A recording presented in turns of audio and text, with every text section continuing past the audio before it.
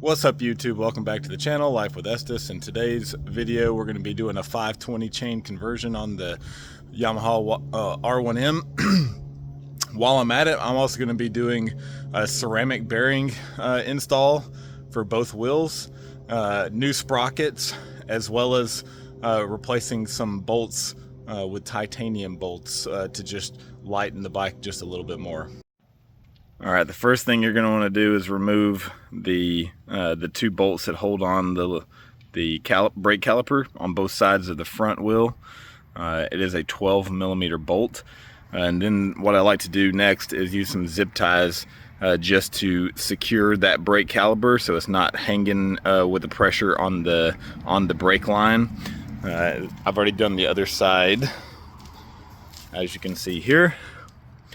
The other thing I'll mention is when you're removing this brake caliper, you might want to put some tape on your wheel, or just be very, very careful, because it is very tight tolerance to get that to remove off the rotor. What I had to do was, like, as I'm pulling it off, I had to twist the brake rotor towards me in order to get it out of the wheel well.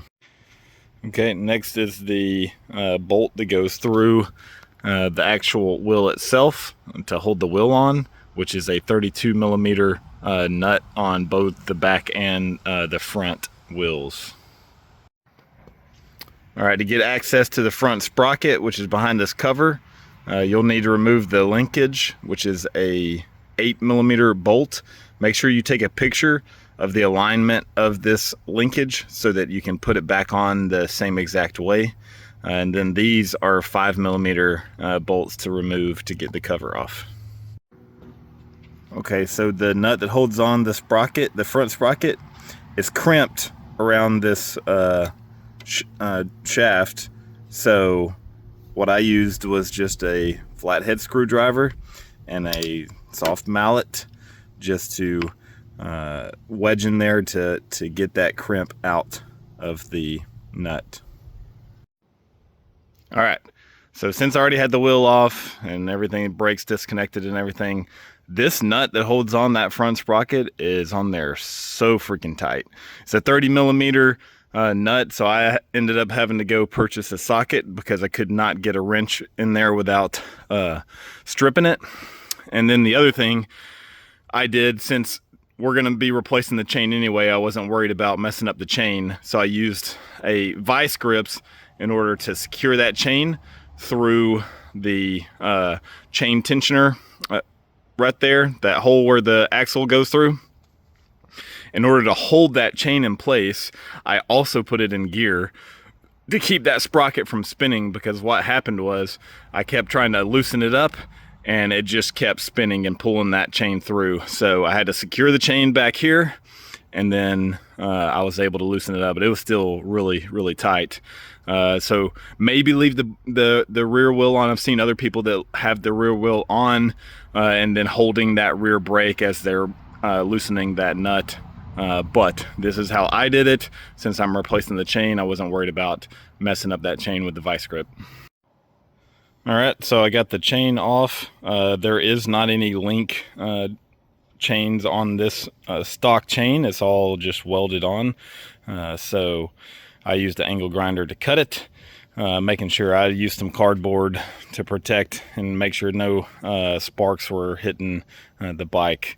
But now that you have everything off the bike, is the best time to really get in there and clean everything really well before you start putting everything back together. All right, everything's all cleaned up. I used this iron remover and carburetor cleaner, parts cleaner, to get everything cleaned up. And then I used this quick detail just to protect the parts afterwards and clean them up, clean off all the grease and everything. Okay, I got the new sprocket on. I got the new titanium bolts in. So the titanium nuts for the sprocket were 15 millimeters, and it's a T30 for all of the rotor bolts for the front and the back. So the old chain tensioner bolt was a 12 millimeter, and the new titanium one is a 10 millimeter. All right, so I got the wheels back on. Don't forget to grease the axle shaft before you put that on, just a little bit of light grease. I use this red high temp grease. And then I would wait to torque them down until you get the chain on and get everything aligned properly. The titanium bolts for the front brake caliper are 12 millimeter.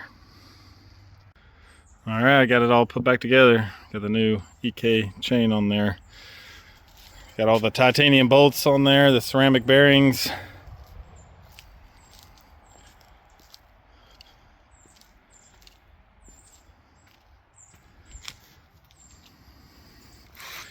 All right, if you enjoyed the video, like and subscribe. Hope you all have a good day.